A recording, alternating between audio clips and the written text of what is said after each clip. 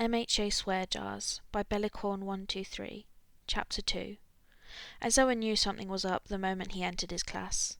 If the cheese on Aoyama's desk, the reprimanding Ida was giving, the way Bakugo was screaming bloody murder and Midoriya's repeated apologies weren't enough, he was greeted by Jiro singing, "Dearly beloved, for your entertainment, it is my pleasure to introduce to you Hell's latest arrival, the equal opportunity teacher Aizawa," whatever that was supposed to mean. Tokoyami was in the corner muttering about darkness. Kirishima was telling Bakugo off for not being manly. Todoroki looked to be explaining all the reasons why they should kill his father to Mina, who noted slang words he could use in different parts. Sero, who was intermittently making your mum jokes, and Momo, who looked admittedly concerned. Uraraka seemed to be having a crisis on how cute she thought Midoriya was, while Shinso and Denki were making out in the corner, something Aizawa really had not needed to see. Koda was staring out the window, clearly talking to birds. The only one not actively breaking their swear jar rule was Hagakure, who couldn't exactly apologize for being walked into when most everyone was sitting down. Aizawa had half a mind to simply walk out of the class and not return, but instead he just groaned. "Problem children, jars, all of you!" Aizawa yelled, breaking through the loud classroom and silencing everyone, almost everyone. "Die, Aizawa!" Bakugo screeched, and Eraser just shook his head exhaustedly. "That's two, Bakugo, so you really want a third?" Bakugo muttered something under his breath, and Aizawa caught the word die. "Three, Bakugo." Aizawa waited for everyone to file back to their seats, giving Ida another instruction to bay his jar. The boy had been stressing about straight lines of students. "Alright, would someone like to tell me what's going on?" "Boys will be bugs, right? Just turned 14, and I think this year I'm gonna be mean. Just turned 14, and I think I know everything." "Jar," Aizawa grunted, cutting Jiro's song short. He so did not have the energy for this today, or any day really, but especially today. "Can I hear an explanation in non-singing words, please?" Aizawa groaned, looking to his adopted son, who was usually the most reliable person to go to.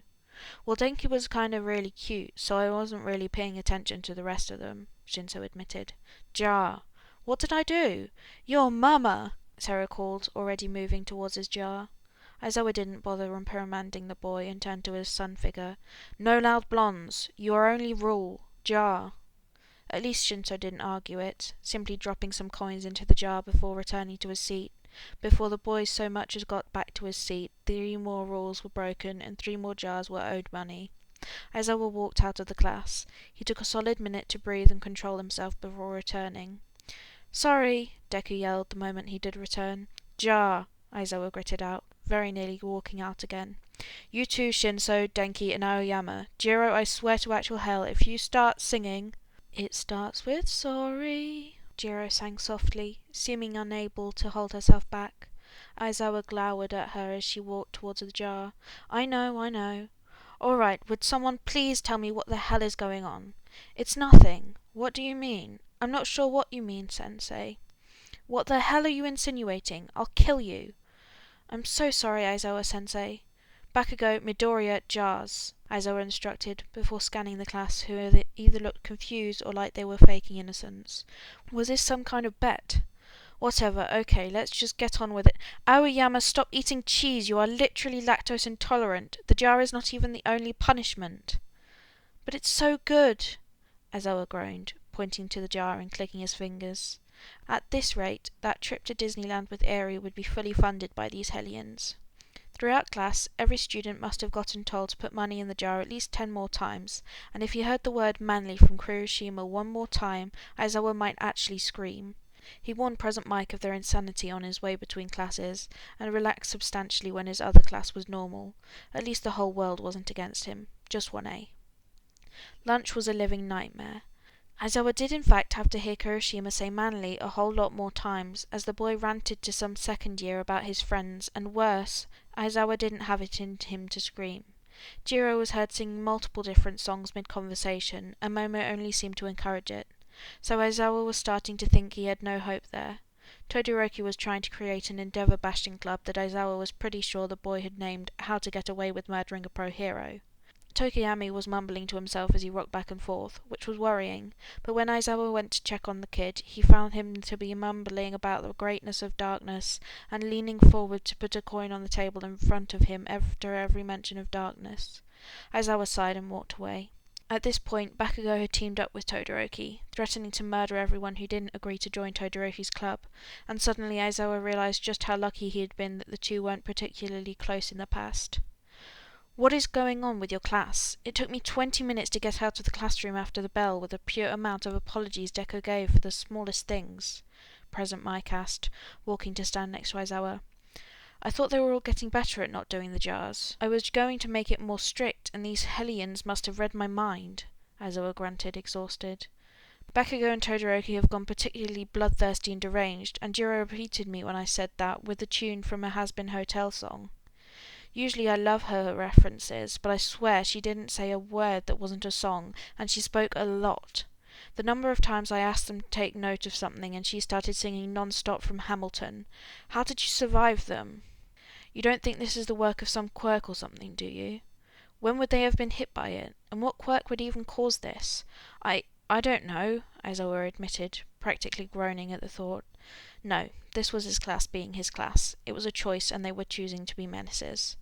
Since his class wasn't giving him any answers, Aizawa tried asking the other years. Turns out they were just as confused as he was.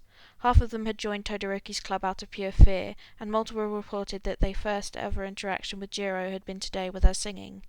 Aizawa had no idea where "She Wore a Yellow Cardigan" was from, but one of his normally sunshiny students who happened to be wearing her signature yellow cardigan, Aizawa had not even bothered trying to convince her to wear the school uniform without it, was crying over a song Jiro had referenced.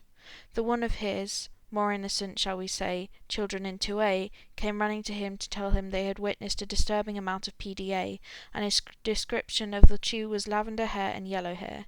Aizawa had decided not to chase that up himself, and had sent Mike to go to the traumatized instead. He found Mina explaining to a very concerned-looking Cementos what slay meant, and decided he should probably go save the other hero from the conversation. "Jar," he stated simply, holding out his hand to Mina. She looked disappointed, but dropped a few coins into his hand regardless. "How many slang terms did you try to teach you, Cementos?" Aizawa asked, deciding that 3 coins was likely not nearly sufficient. Cementos seemed to count it up in his head for a moment before replying. "That must be the 17th one?" Aizawa raised his eyebrows at Mina, who dug through her pockets. I'll be right back," Mina mumbled, dashing over to Momo and Jiro's table. She must have left her bag or something, because she returned with more coins. "Now, Cementos, this behaviour of Aizawa-sensei is called cringe. It's embarrassing and awkward." "Mina," Aizawa warned, and Mina shrugged, putting on an innocent expression, dropping a coin into his hand and practically skipping away. "I have no idea how you handle them," Cementos admitted solemnly before walking away, abandoning Aizawa to deal with his hellscape alone. He heard a voice crackle through a microphone and groaned when he realized Momo had created one for Jiro. Damn it. "You with the dark curls, you with the watercoloured eyes, you who bears all your teeth in every smile," Jiro sang, walking through the crowd and pointing at people she decided fit the lyrics. Then it was a different song. "You're on fire, I won't lie, you're on fire," Jiro sang, pointing at a fire quirk 3rd year, who just stared at her in shock. Then just as quickly she changed tact again. "Hello darkness, my old friend, I've come to talk with you again," Jiro beamed, bounding to Tokiyami's side and passing him the microphone. "Cross my heart and hope to die, welcome to my dark side," Tokiyama replied, a different song but a response nonetheless. "Ooh, my dark side," Jiro finished, singing along happily, before turning to Aizawa. Oh no, she didn't. She better not. Of course she did." Erase it all, she sang, tactically telling the lyrics, and then she changed, softened and quietly. "Eraser, you don't have to run for your life.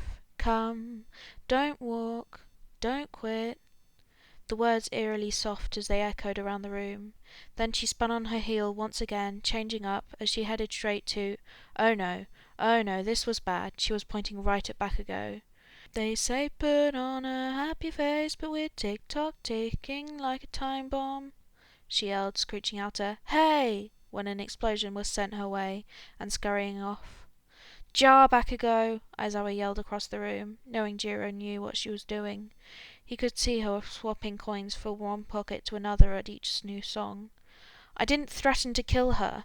"Yeah, but you tried to, that's worse," Aizawa yelled back, shaking his head exhaustedly, and walking out of the cafeteria. Someone else could deal with this. He needed a nap. Thank you for listening, and I hope to see you next time.